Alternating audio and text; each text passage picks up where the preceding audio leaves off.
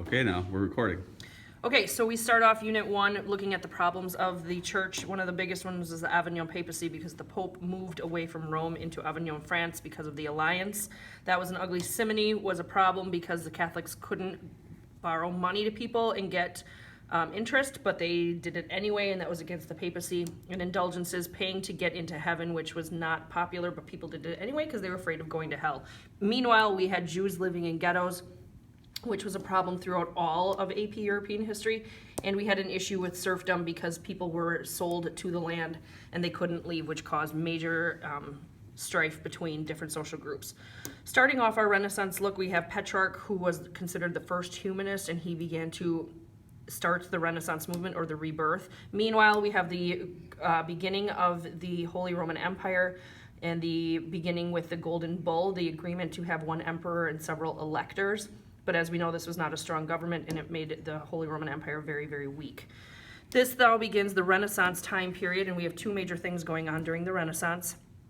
We have imperialism, where we started to expand our world. One of the first supporters of this was Prince Henry the Navigator, the leader of Portugal, who sent out Bartholomew Dias to go around Africa so that we did not have to use the Silk Road anymore. That was followed shortly by Columbus, who was sent out by Ferdinand and Isabella of Spain, and he found the Americas, followed shortly after by Francisco Pizarro and the conquistadors, and Magellan, who was the first to circumnavigate the world, even though he didn't, and he died in the Philippines. All of this was critiqued by Bartolomé de las Casas, who was a writer and a priest who said, we are being terrible to the indigenous people, but nobody listened to Bartolomé de las Casas. Meanwhile, we also have humanism, which is the idea of rebirth, which goes back to the idea of the Renaissance, but humanism is the knowledge of multiple different things. So remember, nobody wants to grow up to just be a barrel maker. We want to do lots of different things. We have lots of different writers that focused on humanistic ideas. Isabella d'Este was one of the first to speak for the women. We have Castiglione, who defined what it means to be a courtier. Machiavelli looks at power and should you be feared or loved. He liked feared. Erasmus was pushing the border on what religion should be. Christine de Pizan was friends with Isabella d'Este and looking at women. And Giovanni Boccaccio was one of our first primary writers looking at the plague of the 1300s and 1400s. Meanwhile, we also had art going on at this time. Gregorio Vasari was an artist and a writer about artists. People loved to read his work.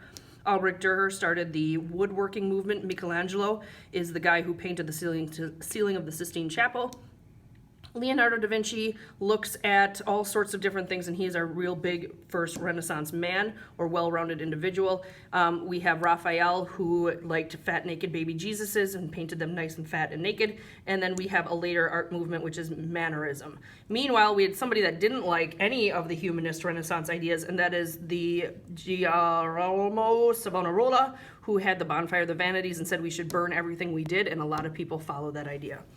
Meanwhile, while all of this humanism is going on, Martin Luther is a German monk who does not like what the church is doing, and he agrees with our writer Erasmus that there are things wrong with the church. And remember, Luther hatched the egg that Erasmus laid. So he started his problems in 1517 when he published the 95 Theses, which was a letter written to Pope Leo X about the problems with indulgences. And it was really because John Tetzel, the major indulgence seller, came to Germany to sell indulgences, and Martin Luther did not like that. 3 years later, we have the Diet of Worms, where Martin Luther had to show up and prove what he believed to Charles V. He was allowed to revoke it, but he didn't. That led to the peasants' revolt, where the peasants were like, yes, we get freedom. Martin Luther said, no, you don't, and so that ended. Martin Luther also had an issue with Ulrich Zwingli, who was the Swiss Reformation leader. They debated over theology, and Martin Luther sometimes had his butt handed to him, but Ulrich Zwingli was definitely influenced on Martin Luther and vice versa. Meanwhile, across the channel in England, we had Henry VIII, who couldn't get a son, and he fell in love with Anne Boleyn, and then they caused a new religion to show up. This was established through the Act of Succession that said that any of his heirs would become king or queen, the Act of Supremacy that the king is in charge of the church, and Sir Thomas More was a humanist writer who spoke against the king and got his head cut off for it. In Switzerland, we have another religion, which is the Calvinist religion. John Calvin wrote the Institutes of the Christian Religion that said predestination is the key to the game. We are predestined to get into heaven. It doesn't matter how good or bad you are on earth. It's chosen before you are even conceived. Meanwhile, over in the Americas, we have the encomienda system going on, where we start plantations using African slaves. Back to Martin Luther, we have the Peace of Augsburg in 1555, which gives us a huge ruling, which is Curius Rulio, Curius Religio, and that is that the leader picks the faith. That allows this movement right here is a big one, 1555. This gives Protestantism or Lutheranism freedom of religion in the Holy Roman Empire. Big motion here. From that, we have many different religions come out. The Anabaptists, who believe in adult baptism, spiritualists that said that God is everywhere, and the Congregationalists, which are just American English followers of Henry VIII's church. Then we have the politiques show up. They are the leaders who don't care about religion. They just want a good, solid country. And Cardinal Granville and Cardinal Richelieu are showing up in France to help lead the Catholic movement. Elizabeth I is one of our first politiques. She is the daughter of Henry VIII and Anne Boleyn. She fights with Philip II and Mary, Queen of Scots, because these two do not like that Elizabeth is not Catholic, and so they try to take her off the throne. Elizabeth then kills Mary, Queen of Scots, which causes Philip to send out the Spanish Armada against her, and Elizabeth wins. It was awesome. Elizabeth solidifies the Anglican faith with the Act of Uniformity, which makes all the services in Mass similar with the Book of Common Prayer and the 39 Articles. All of these define what it means to be an Anglican. Meanwhile, Shakespeare is writing plays. It's great. In France, then we get some wars. We get Huguenots, which are French Calvinists, following the Calvinist idea of predestination. And we get the French Wars of Religion. Catherine de' Medici is the mother from hell, and she is the one that tries to be a politique, but she doesn't. She teams up with the Guise family and the leader Coligny, which they kill all the Calvinists in France with the St. Bartholomew's Day massacre. That starts the wars. We have multiple pieces that show up that work and then don't work, including the Peace of Beaulieu and the Peace of Saint Germain en Laye. But then eventually, after all the Henrys, we get Henri of Navarre, who is a Protestant cousin to the French Catholic kings, and he is the one that is left, and he becomes king after several different battles. They thought he was going to be a Calvinist king, and all the Calvinists rejoice, but that doesn't actually happen because he says Paris is well worth a mass, and he becomes Catholic to keep everybody happy because he is a politique. But he also signs up for the Edict of Nantes, which says that every religion is free in France. So we have freedom of religion in France. Meanwhile, the Catholics are trying to keep Catholics around near the Catholic Counter-Reformation, where they define what they believe at the Council of Trent in the 1640s.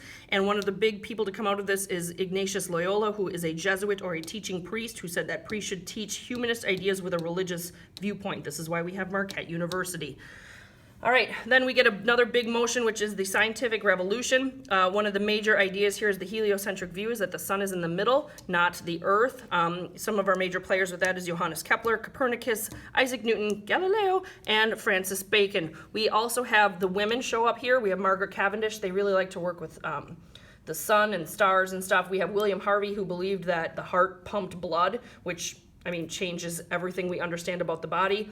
And with the movement of sciences, we have two different groups of sciences, like clubs, show up, the Berlin Academy of Sciences and the French Academy of Sciences, where all these scientific nerds can go together and talk about scientific stuff. Meanwhile, we don't know if we think or not until Descartes shows up. I think, therefore I am.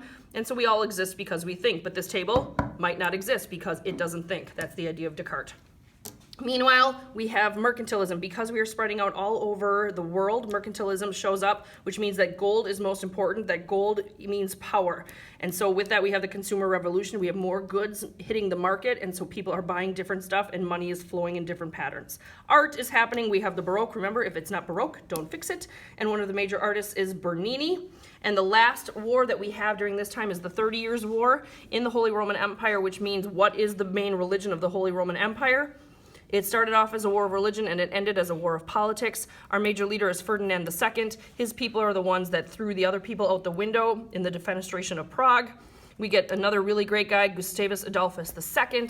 I guess those people also play really good basketball in some colleges, you told me. And Albrecht of Wallenstein, who was a warrior, and he didn't care who he fought for as long as he won. It ended with the Edict of Restitution that gave all religions freedom, and it made a independent Switzerland, and it gave Curius Rulio, Curius Religio to the entire area of the Holy Roman Empire, including Calvinism. So this was a huge deal, and it stopped all the wars of religion, and it kind of put the Reformation to an end with the Treaty of Westphalia.